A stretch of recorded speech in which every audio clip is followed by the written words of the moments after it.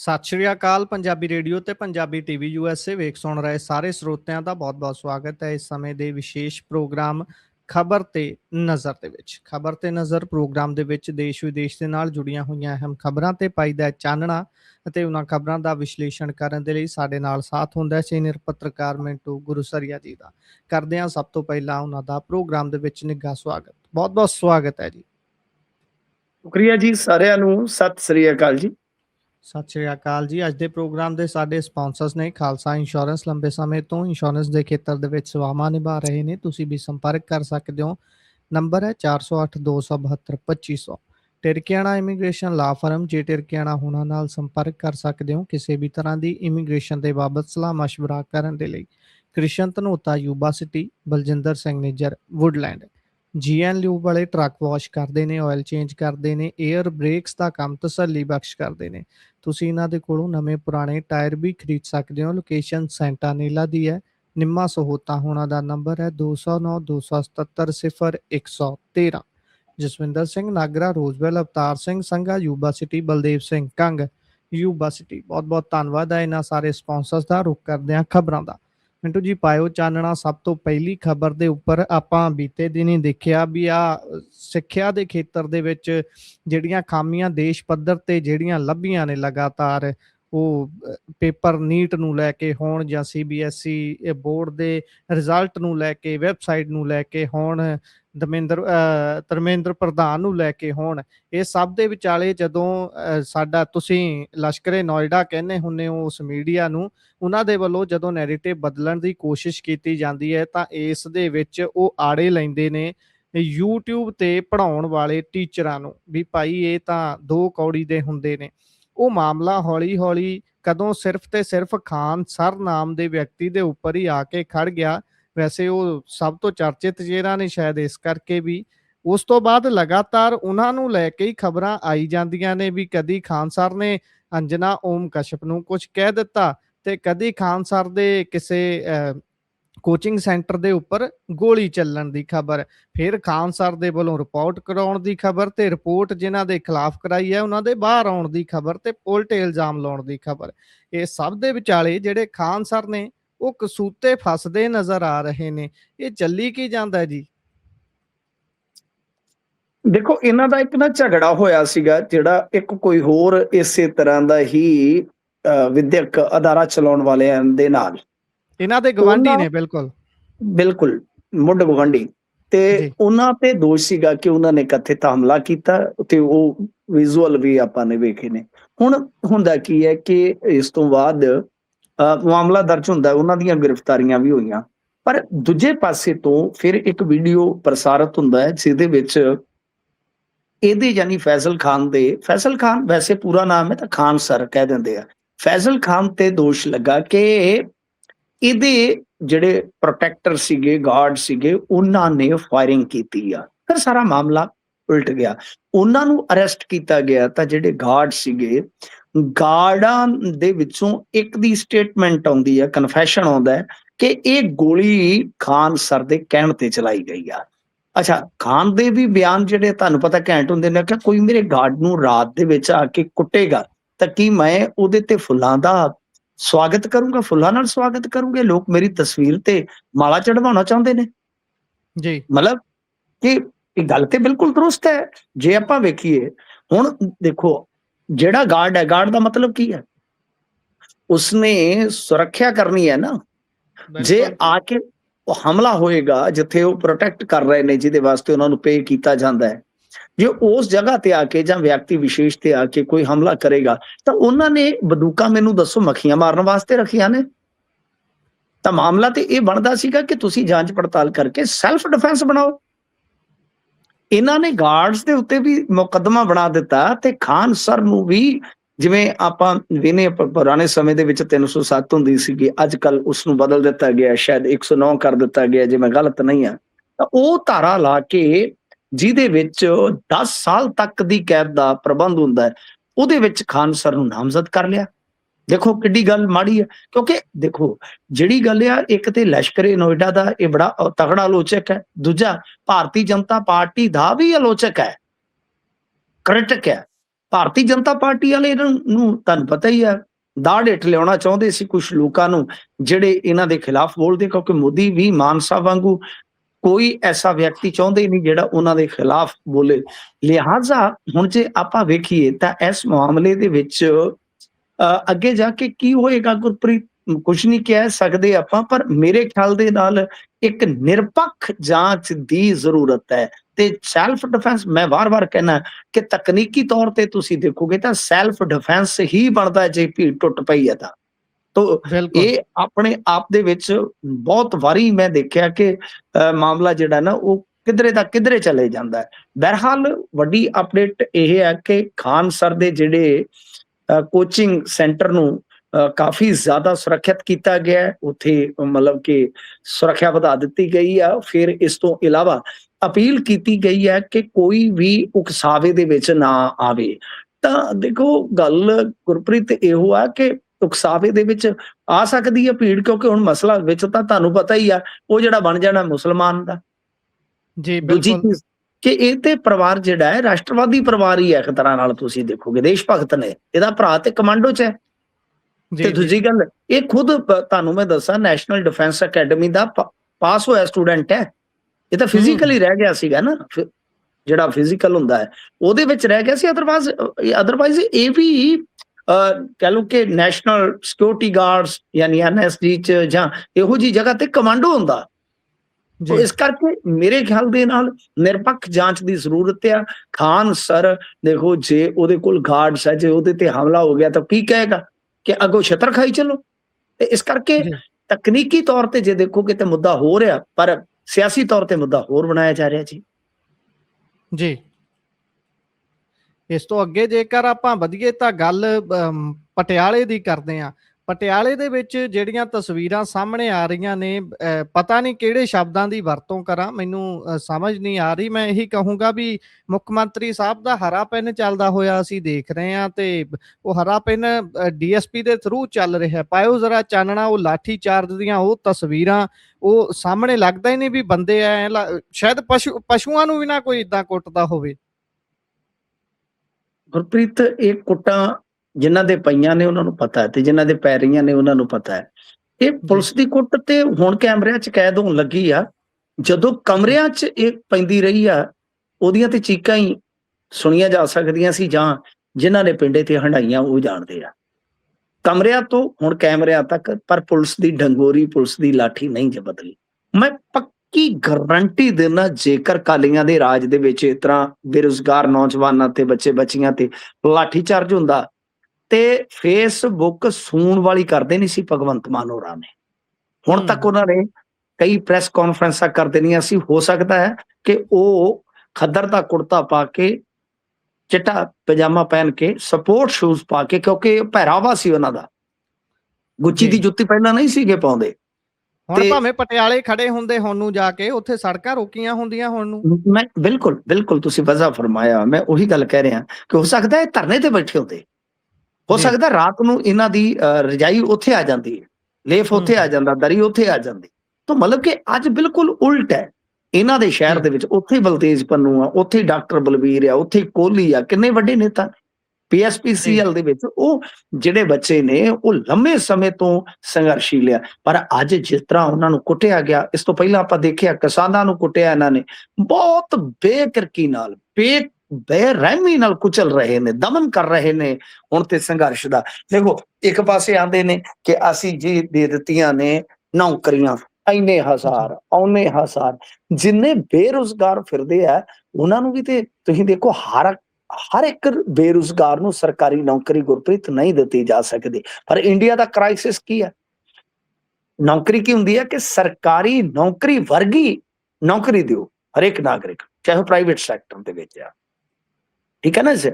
ਤਾਂ ਮਤਲਬ ਕਿ ਪੰਜਾਬ ਦਾ ਜਿਹੜਾ ਸੰਕਟ ਹੈ ਉਹ ਇੰਡੀਆ ਤੋਂ ਵੱਖਰਾ ਨਹੀਂ, ਕਿ ਇੱਥੇ ਪ੍ਰਾਈਵੇਟ ਸੈਕਟਰ ਦੇ ਵਿੱਚ ਜੌਬ ਨਹੀਂ ਨਿਕਲ ਰਹੀ ਗੁਰਪ੍ਰੀਤ ਜੀ। ਇਹ ਸਰਕਾਰ ਦੀ ਫੇਲਿਓਰ ਆ। ਸਾਡਾ ਮੀਡੀਆ ਬਿਲਕੁਲ ਇਹਦੇ ਤੇ ਖਾਮੋਸ਼ ਹੋ ਗਿਆ। ਤੁਸੀਂ ਅੱਜ ਵੀ ਵੇਖੋ, ਕੋਈ ਸੋਸ਼ਲ ਮੀਡੀਆ ਤੇ ਬੋਲਦਾ? ਕੋਈ ਨਹੀਂ ਬੋਲਦਾ ਸਰ। ਲਾਠੀ ਚਾਰਜ ਦਾ ਮੇਰੇ ਖਿਆਲ ਦੇ ਨਾਲ ਇੱਕ ਵੀਡੀਓ ਸੁਖਪਾਲ ਸਿੰਘ ਖਹਿਰਾ ਹੋਰਾਂ ਨੇ ਪਾਇਆ, ਨਿੰਦਿਆ ਕੀਤੀ ਹੈ, ਪਰ ਆਪੋਜੀਸ਼ਨ ਤੇ ਆਪ ਹੀ ਘੁਲਦੀ ਪਈ ਆਪਣੇ ਨਾਲ, ਤੁਹਾਨੂੰ ਪਤਾ ਹੀ ਆ। ਦੂਜੀ ਗੱਲ ਇਹ ਆ ਕਿ ਤੁਸੀਂ ਭਰੋਸਾ ਤੇ ਦੇ ਸਕਦੇ ਹੋ ਨਾ ਬੇਰੁਜ਼ਗਾਰ ਨੂੰ ਕਿ ਭਾਈ ਜੀ ਸਾਨੂੰ ਥੋੜਾ ਸਮਾਂ ਦਿਓ, ਅਸੀਂ ਆਹ ਚੀਜ਼ ਕਰ ਸਕਦੇ। ਉਹਨਾਂ ਦੀ ਗੱਲ ਤੇ ਸੁਣੋ ਨਾ। ਗੁਰਪ੍ਰੀਤ, ਬਿਲਕੁਲ ਡਾਂਗ ਤਾਂ ਤੁਸੀਂ ਦੇਖੋ ਏਦਾਂ ਭਰਾਈ ਜਾ ਰਹੀ ਆ ਜਿਸ ਤਰ੍ਹਾਂ ਉਹ ਕ੍ਰਿਮੀਨਲ ਹੁੰਦੇ ਨੇ, ਜਿਸ ਤਰ੍ਹਾਂ ਜੀ ਉਹ ਹਵਾਲਾ ਤੋੜ ਕੇ ਦੌੜੇ, ਕਹਿ ਲਓ ਕਿ ਕੈਦੀ ਹੁੰਦੇ ਆ।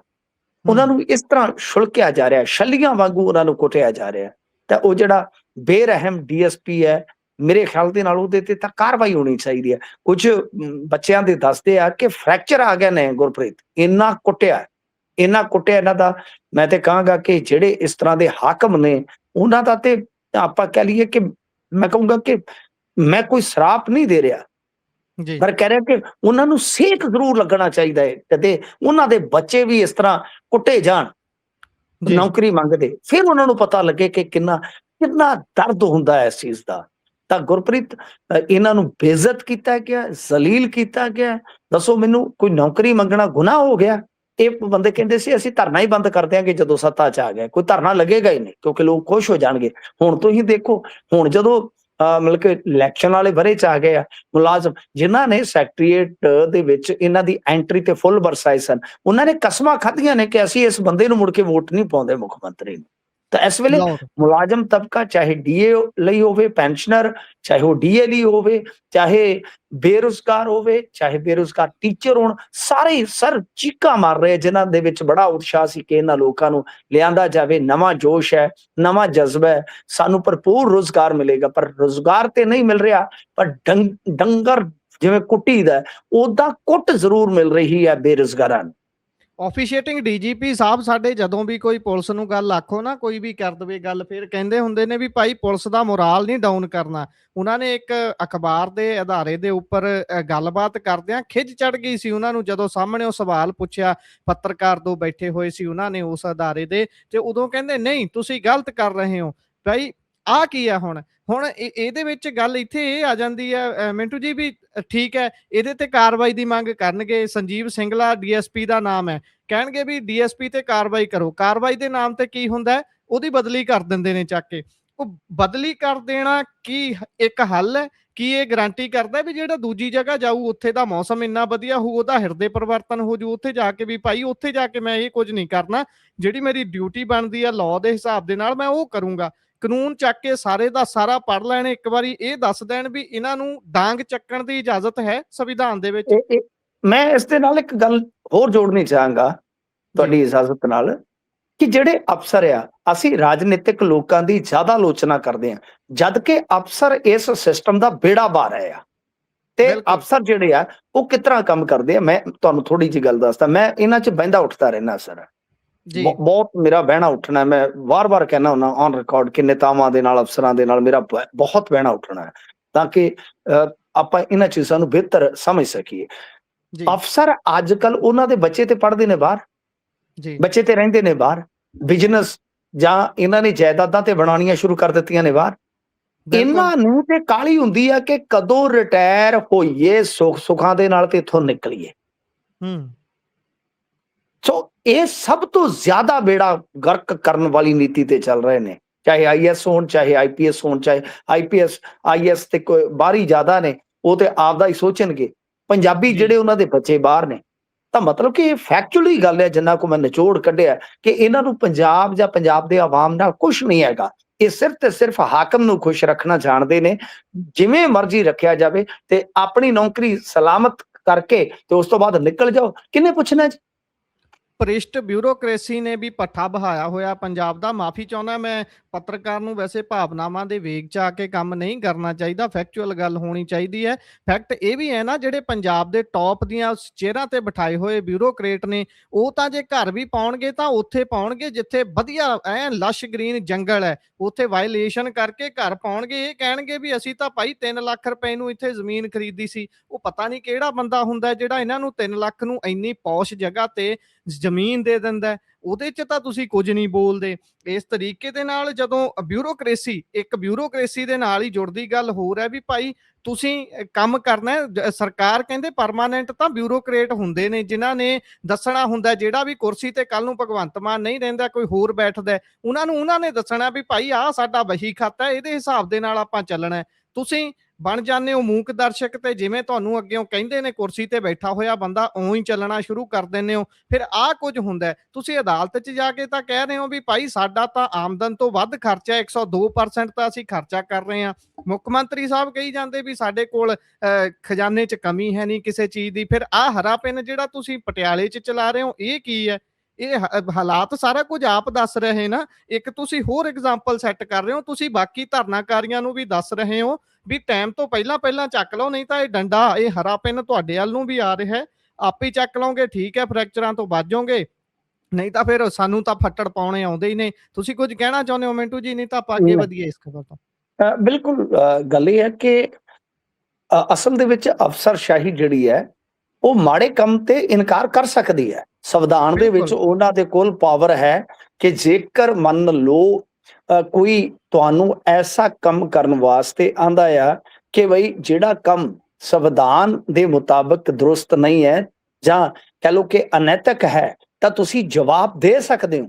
ਪਰ ਇਸ ਭ੍ਰਿਸ਼ਟ ਤੰਤਰ ਦੇ ਵਿੱਚ ਅਫਸਰ ਖੁਦ ਵੱਡੇ ਖਿਡਾਰੀ ਬਣ ਗਏ। ਉਹ ਕਹਿੰਦੇ ਕਿ ਕਿਉਂ ਜਵਾਬ ਦਈਏ, ਇਸ ਖੇਡ ਦੇ ਵਿੱਚ ਸ਼ਾਮਲ ਹੋ ਕੇ ਆਪਾਂ ਆਪਦੇ ਹੱਥ ਰੰਗੀਏ।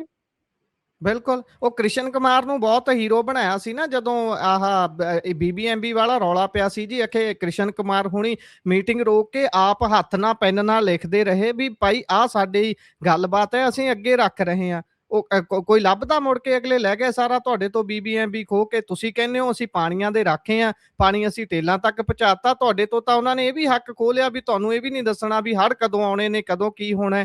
ਤੁਹਾਡੇ ਉੱਤੇ ਭਾਵੇਂ ਸਾਰਾ ਕੁਝ ਅੱਜ ਵਹਾ ਦੇਣ ਉਹ। ਆਹ ਤੁਹਾਡੇ ਹਾਲਾਤ ਨੇ, ਆਹ ਤੁਹਾਡੀ ਫੈਡਰਲਿਜ਼ਮ ਦੀ ਲੜਾਈ ਹੈ। ਤੁਸੀਂ ਦਿੱਲੀ 'ਚ ਜਾ ਕੇ ਜੇਕਰ ਤੁਹਾਡੇ ਆਕਿਆਂ ਨੂੰ ਫੜ ਲਿਆ ਜਾਂਦਾ ਉੱਥੇ ਤਾਂ ਤੁਸੀਂ ਲਿਟਦੇ ਹੋ ਜਾ ਕੇ। ਬੇਸ਼ੱਕ ਉਹ 10 ਸੈਕਿੰਡ ਦਾ ਧਰਨਾ ਵੀ ਨਾ ਤੁਹਾਡਾ ਚੱਲੇ। ਤੇ RDF ਫੰਡ ਲਈ ਤੁਸੀਂ ਕਿੰਨੀ ਵਾਰੀ ਦਿੱਲੀ ਜਾ ਕੇ ਧਰਨਾ ਮਾਰਿਆ, ਕਿੰਨੀ ਵਾਰੀ ਉਹ ਸਾਊਥ ਵਾਲੇ ਆਉਂਦੇ ਨੇ ਨਾ ਉੱਥੇ ਜਾ ਕੇ ਤੁਸੀਂ ਹਲਕਾ ਜਿਹਾ ਸਮਰਥਨ ਕਰਕੇ ਮੋੜ ਆਉਂਦੇ ਹੋ। ਆਪ ਕਿੰਨੀ ਵਾਰੀ ਗਏ ਹੋ? ਮੁੱਖ ਮੰਤਰੀ ਸਾਹਿਬ ਕਹਿੰਦੇ ਨੇ ਬਹੁਤ ਸਖਾਵੇਂ ਮਾਹੌਲ 'ਚ ਮੀਟਿੰਗ ਹੋਈ ਕੇਂਦਰ ਦੇ ਵਜ਼ੀਰਾਂ ਦੇ ਨਾਲ। ਮਾਹੌਲ ਸਖਾਵੇਂ 'ਚ ਹੀ ਹੁੰਦੀ ਹੈ, ਉੱਥੇ ਥੱਪੜੋ ਥੱਪੜੀ ਥੋੜੀ ਹੋਣਾ ਹੁੰਦਾ। ਆਹ ਤਾਂ ਤੁਹਾਡੇ ਹਾਲਾਤ ਨੇ। ਤੁਸੀਂ ਧਰਾਤਲ ਤੇ ਲੋਕਾਂ ਨੂੰ ਕੀ ਪ੍ਰੋਵਾਈਡ ਕਰੋਗੇ ਜਦ ਤੁਹਾਡੇ 'ਚ ਆਪ ਇੰਨੀ ਕੈਪੇਬਿਲਿਟੀ ਨਹੀਂ ਹੈ। ਸਹੀ ਹੈ ਜੀ, ਸਹੀ ਹੈ। ਗੱਲ ਇਹ ਆ ਕਿ ਬਈ ਤੁਹਾਨੂੰ ਨਾ ਸਿਰਫ ਲੜਨ ਦੀ ਜਿਹੜੀ ਹਿੰਮਤ ਰੱਖਣੀ ਚਾਹੀਦੀ ਹੈ ਬਲਕਿ ਆਪਣੇ ਲੋਕਾਂ ਦਾ ਵੀ ਜਜ਼ਬਾ ਕਾਇਮ ਰੱਖੋ, ਬੋਲਦੇ ਰਹਿਣ। ਤੁਸੀਂ ਤੇ ਲੋਕਾਂ ਦੀ ਬੋਲਤੀ ਬੰਦ ਕਰਦੇ ਹੋ। ਸੋ ਐਬਸੋਲੂਟਲੀ ਤੁਸੀਂ ਸਹੀ ਕਿਹਾ, ਬਿਲਕੁਲ ਦਰੁਸਤ ਕਿਹਾ। ਮੈਂ ਉਸ ਗੱਲ ਦੇ ਨਾਲ ਸਹਿਮਤ ਆ।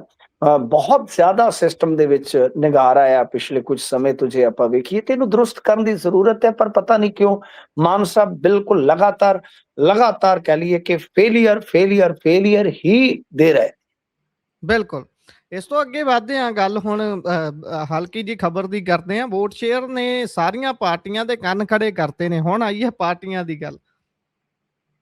ਬਿਲਕੁਲ। ਦੇਖੋ ਅੱਜ ਪੰਜਾਬੀ ਟ੍ਰਿਬਿਊਨ ਨੇ ਇਹ ਅੰਕੜੇ ਛਾਪੇ ਆ ਕਿਉਂਕਿ ਦੇਖੋ ਵੋਟ ਸ਼ੇਅਰ ਜਿਹੜਾ ਸੀਗਾ ਨਾ ਐਗਜ਼ੈਕਟ ਨਿਕਲ ਨਹੀਂ ਸੀ ਰਿਹਾ ਕਿ ਕਿਸ ਪਾਰਟੀ ਨੂੰ ਟੋਟਲ ਕਿੰਨੀਆਂ ਵੋਟਾਂ ਮਿਲੀਆਂ, ਕਿਸ ਪਾਰਟੀ ਨੂੰ ਕਿੰਨੀਆਂ ਮਿਲੀਆਂ। ਆਪਾਂ ਨੂੰ ਸੀਟਾਂ ਦਾ ਪਤਾ ਲੱਗ ਗਿਆ ਆਲਮੋਸਟ 50% ਯਾਨੀ ਆਮ ਆਦਮੀ ਪਾਰਟੀ ਸੀਗੀ ਤਾਂ ਉਹ ਤਾਂ ਪਤਾ ਲੱਗ ਰਿਹਾ ਸੀਗਾ। ਪਰ ਐਗਜ਼ੈਕਟ ਵੋਟ ਸ਼ੇਅਰ ਕੀ ਹੈ ਫਿਰ ਉਹਦੇ ਤੋਂ ਤਸਵੀਰ ਥੋੜੀ ਜਿਹੀ ਨਿਖਰਦੀ ਸ਼ੁਰੂ ਹੋਣੀ ਸੀਗੀ। ਫਿਲਹਾਲ ਵੋਟ ਸ਼ੇਅਰ ਜੋ ਅੱਜ ਇਹਨਾਂ ਨੇ ਛਾਪਿਆ ਵਾ ਜਿਹੜੇ ਟ੍ਰਿਬਿਊਨ ਵਾਲੇ ਆ ਉਹ ਇੰਟਰਸਟਿੰਗ ਹੈ। ਉਹਦੇ ਵਿੱਚ ਮੇਰੇ ਖਿਆਲ ਦੇ ਨਾਲ ਸਾਨੂੰ ਜ਼ਰੂਰ ਇਸ ਚੀਜ਼ ਨੂੰ ਸਮਝਣਾ ਚਾਹੀਦਾ ਹੈ। ਇਹ ਹਾਲਾਤ ਤੁਹਾਨੂੰ ਯਾਦ ਹੋਣਾ ਹੈ ਕਿ ਪਿਛਲੇ ਦਿਨੀ ਇੱਕ ਅਖਬਾਰ ਨੇ, ਇੱਕ ਨਹੀਂ ਇਨਫੈਕਟ 2-3 ਅਖਬਾਰਾਂ ਨੇ ਛਾਪਿਆ ਸੀਗਾ ਕਿ ਕਾਂਗਰਸ ਦੇ 2 ਸਰਵੇ ਹੋਇਆ। ਦੋਨਾਂ ਸਰਵਿਆਂ ਦੇ ਵਿੱਚ ਖਿਚੜੀ ਬਣਦੀ ਨਜ਼ਰ ਆ ਰਹੀ ਹੈ। ਭਾਵ ਇਹ ਆ ਕਿ ਹੰਗ ਅਸੈਂਬਲੀ ਦੇ ਚਾਂਸ ਨੇ। ਫਿਲਹਾਲ ਦੇਖੋ ਇਹ ਵੋਟ ਸ਼ੇਅਰ ਹੈ ਜਿਹੜਾ ਇਹ ਸੰਕੇਤ ਵੀ ਲਗਭਗ ਇਸ ਤਰ੍ਹਾਂ ਦਾ ਹੀ ਦੇ ਰਿਹਾ ਹੈ ਨਾ। ਜੇ ਤੁਸੀਂ ਗੌਰ ਦੇ ਨਾਲ ਵੇਖੋਗੇ ਸ਼ੀਟ ਤੇ ਜਦੋਂ ਆਪਾਂ ਜਾਣੇ ਆ ਕਿ 24 ਸਥਾਨਕ ਸੰਸਥਾਵਾਂ 'ਚ ਆਮ ਆਦਮੀ ਪਾਰਟੀ ਨੇ 40% ਵੋਟ ਸ਼ੇਅਰ ਲਿਆ ਜਦਕਿ ਕਾਂਗਰਸ ਤੇ ਸ਼੍ਰੋਮਣੀ ਅਕਾਲੀ ਦਲ ਨੂੰ 5-5 'ਚ ਅਤੇ ਭਾਜਪਾ ਨੂੰ ਸਿਰਫ ਇੱਕ ਅਬੋਹਰ ਨਿਗਮ 'ਚ ਹੀ 40% ਵੋਟ ਸ਼ੇਅਰ ਮਿਲਿਆ। ਠੀਕ ਹੈ ਜੀ।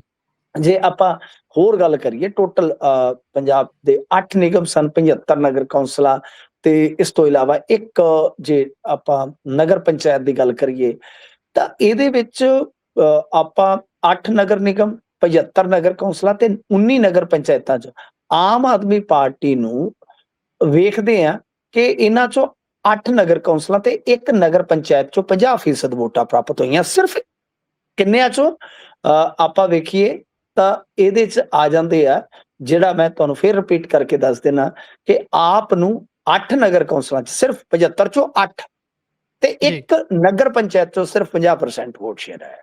ਜਦ ਕਿ ਮੈਂ ਵਾਰ-ਵਾਰ ਕਹਿ ਰਿਹਾ ਸੀਗਾ ਕਿ ਜੇ ਤੁਸੀਂ 60 ਦੇ ਨੇੜੇ ਜਾਂਦੇ ਹੋ ਤਾਂ ਉਹ ਇੱਕ ਅੱਛਾ ਵੋਟ ਸ਼ੇਅਰ ਮੰਨਿਆ ਜਾਂਦਾ ਤੇ ਇਹ ਆਪਣੇ ਆਪ ਦੇ ਵਿੱਚ ਕਾਂਗਰਸ ਲਈ ਵੀ ਸੰਕੇਤ ਹੈ, ਕਿਉਂਕਿ ਉਹ ਕਿਸੇ ਵੀ ਨਿਗਮ 'ਚ 50% ਵੋਟ ਸ਼ੇਅਰ ਆਪਦਾ ਜਿਹੜਾ ਉਹ ਦਰਜ ਹੀ ਨਹੀਂ ਕਰ ਸਕੀ। ਅਕਾਲੀ ਦਲ ਤੀਜੇ ਸਥਾਨ ਦੇ ਰਹਿਣ ਦੇ ਬਾਵਜੂਦ ਜਿਹੜੀ ਸੰਗਤ ਨਗਰ ਕੌਂਸਲ ਸੀ ਉੱਥੇ 50.79% ਵੋਟ ਸ਼ੇਅਰ ਲੈ ਗਿਆ। ਮਲੂਕਾ 'ਚ ਨਗਰ ਪੰਚਾਇਤ ਹੈ ਜਿਹੜੀ ਉੱਥੇ 55.40% ਵੋਟ ਸ਼ੇਅਰ ਲੈਣ 'ਚ ਸਫਲ ਰਿਹਾ। ਤਾਂ ਯਾਨੀ ਕਾਂਗਰਸ ਨੂੰ ਵੀ ਕਿਤੇ ਨਾ ਕਿਤੇ ਆਪਾਂ ਦੇਖ ਸਕਦੇ ਹਾਂ ਕਿ ਝਟਕਾ ਹੈ ਵੋਟ ਸ਼ੇਅਰ ਦੇ ਮਾਮਲੇ ਦੇ ਵਿੱਚ।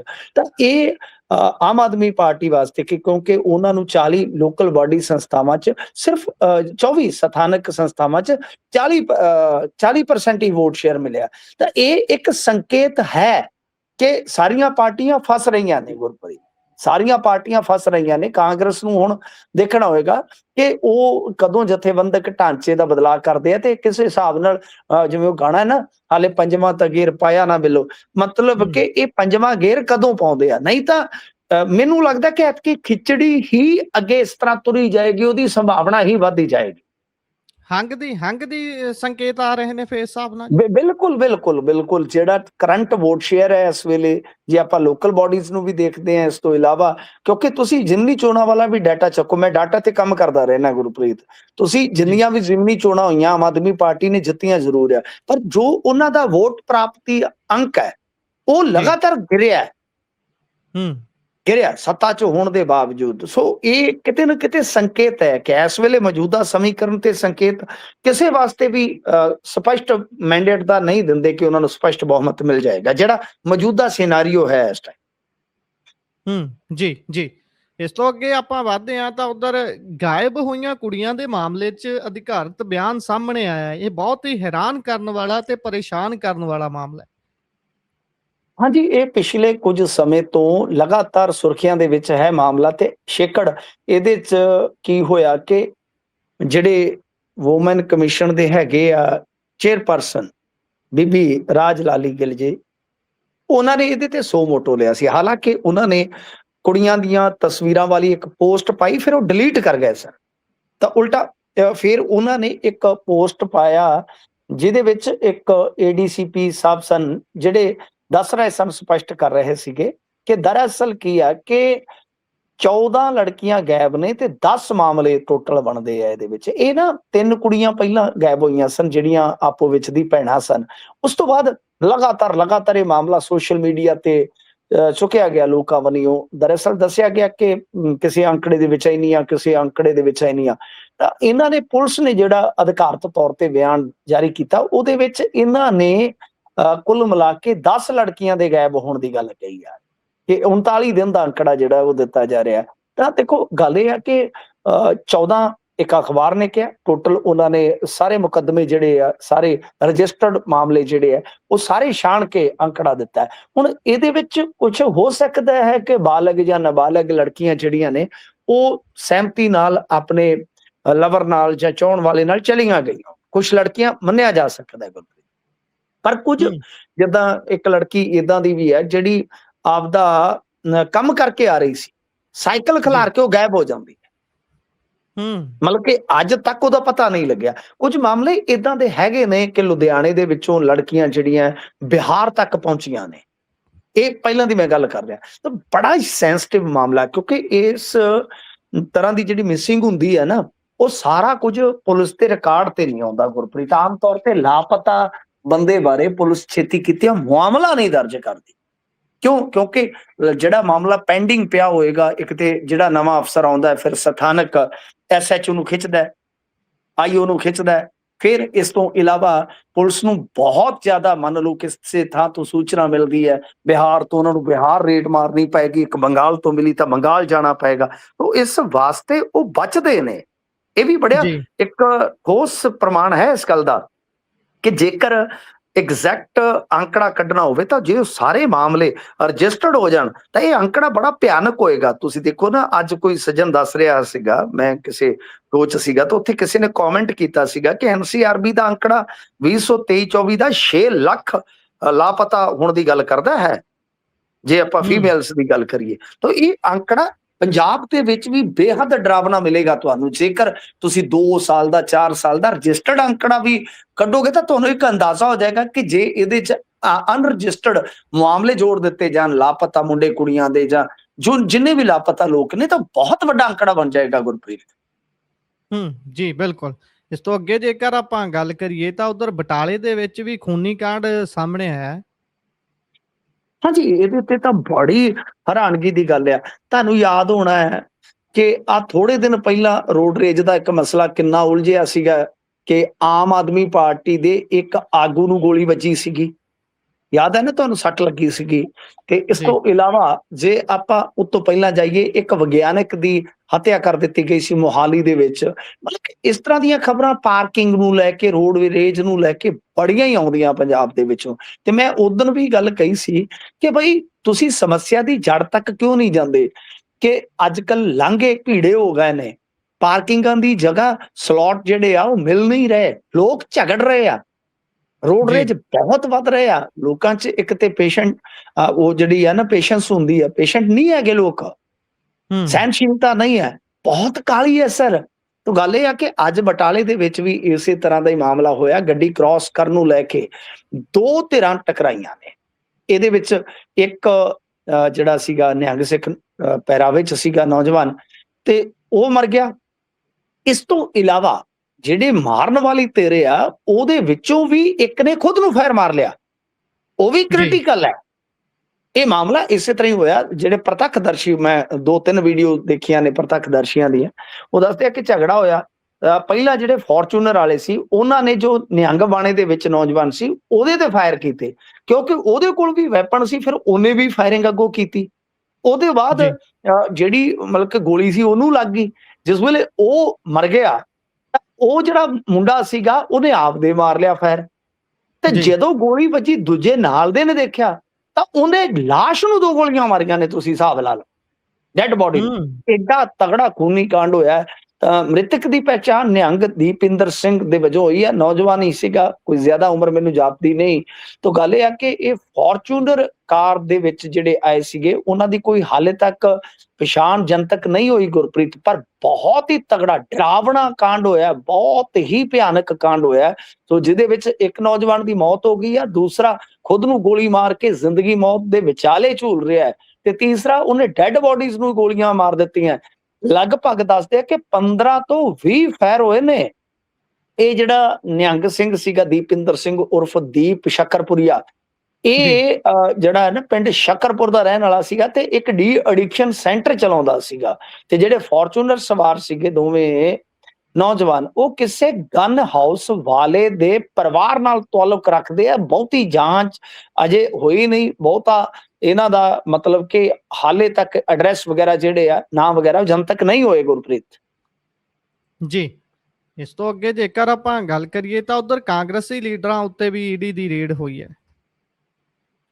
ਹਾਂਜੀ, ਦੇਖੋ ਅੱਜ ਲਖਵਿੰਦਰ ਲੱਕੀ ਨੇ ਜਿਹੜੇ ਤਰਨਤਾਰਨ ਵਾਲੇ, ਇਹਨਾਂ ਦੇ ਜ਼ਿਲ੍ਹਾ ਪ੍ਰੈਜ਼ੀਡੈਂਟ, ਉਹਨਾਂ ਤੇ ਈਡੀ ਦੀ ਰੇਡ ਹੋ ਗਈ ਹੈ।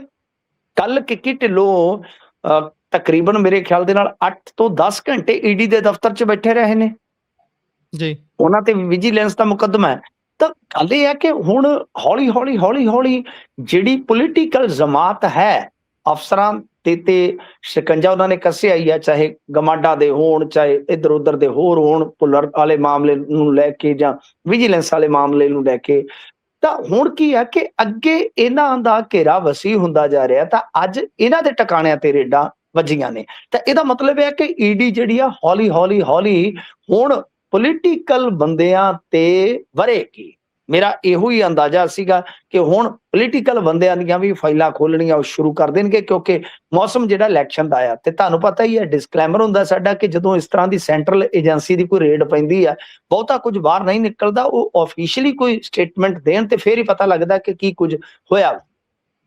ਬਿਲਕੁਲ, ਇਸੇ ਦੇ ਨਾਲ ਪ੍ਰੋਗਰਾਮ ਦਾ ਸਮਾਂ ਇੱਥੇ ਹੀ ਸਮਾਪਤ ਹੁੰਦਾ ਹੈ। ਤੁਸੀਂ ਜੁੜੇ, ਜਾਣਕਾਰੀਆਂ ਸਾਂਝੀਆਂ ਕੀਤੀਆਂ, ਬਹੁਤ ਬਹੁਤ ਧੰਨਵਾਦ ਜੀ। ਧੰਨਵਾਦ ਜੀ।